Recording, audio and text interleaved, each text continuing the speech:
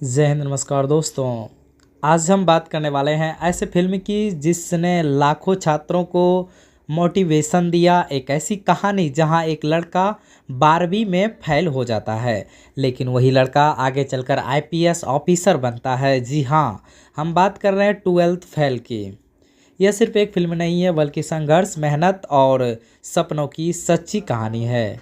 इस वीडियो में हम जानेंगे पूरी मूवी की कहानी, हर इमोशन, सीन, संघर्ष, आखिर कैसे मनोज शर्मा आईपीएस बने, गांव और 12th फेल।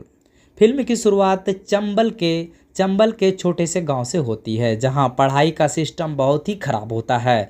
स्कूल में सब लोग नकल करके पास होते हैं। मनोज नाम का एक लड़का भी उसी माहौल में पढ़ता है। उसके परिवार की आर्थिक हालात बहुत कमज़ोर होती है। पिता ईमानदार आदमी होते हैं, लेकिन गरीबी की वजह से घर चलाना मुश्किल होता है। एक दिन स्कूल में नया डीएसपी आता है और नकल रुकवा देता है। पहली बार बिना नकल परीक्षा होती है, इस वजह से मनोज 12वीं में फेल हो जाता है, लेकिन यहीं से उसकी ज़िंदगी बदलने लगती है। डीएसपी की ईमानदारी देखकर मनोज सोचता है कि ज़िंदगी में कुछ बड़ा करना है। संघर्ष की शुरुआत, मनोज घर छोड़कर शहर जाता है। वहाँ उसे छोटे छोटे काम करने पड़ते हैं। कभी चाय बेचती है, कभी लाइब्रेरी में काम करता है। उसके पास रहने तक की जगह नहीं होती है। कई बार भूखा सोना पड़ता है, लेकिन उसके अंदर सपना होता है सरकारी अफसर बनने का। धीरे धीरे उसे समझ आता है कि यूपीएससी देश की सबसे कठिन परीक्षा है। लोग उसका मजाक उड़ाते हैं कि गांव का लड़का आईएएस आईपीएस कैसे बनेगा, लेकिन मनोज हार नहीं मानता है।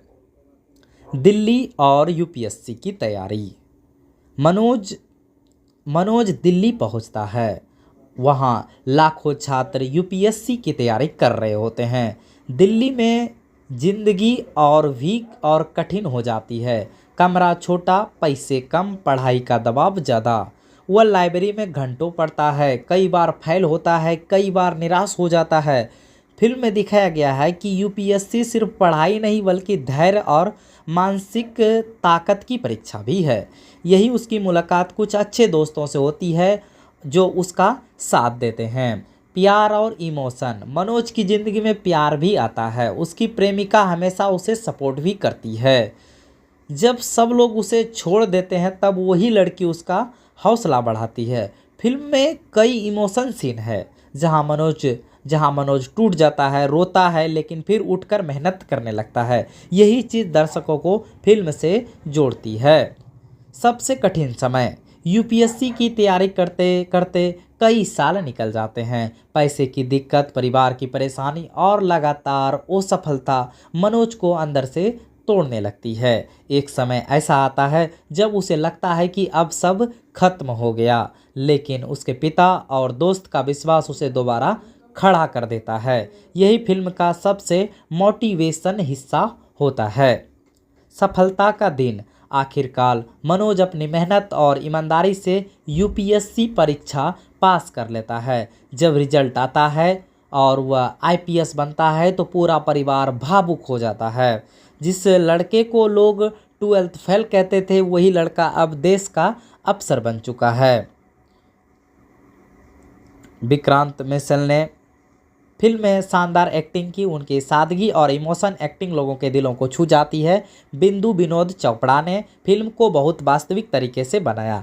फिल्म में कोई बड़ी एक्शन या मसाला नहीं है, फिर भी यह दर्शक को अंत तक बांधे रखती है, क्योंकि कहानी दिल से जुड़ी हुई लगती है। यह फिल्म हर छात्र को एक संदेश देती है। असफलता जिंदगी का अंत नहीं, बल्कि नई शुरुआत हो सकती है।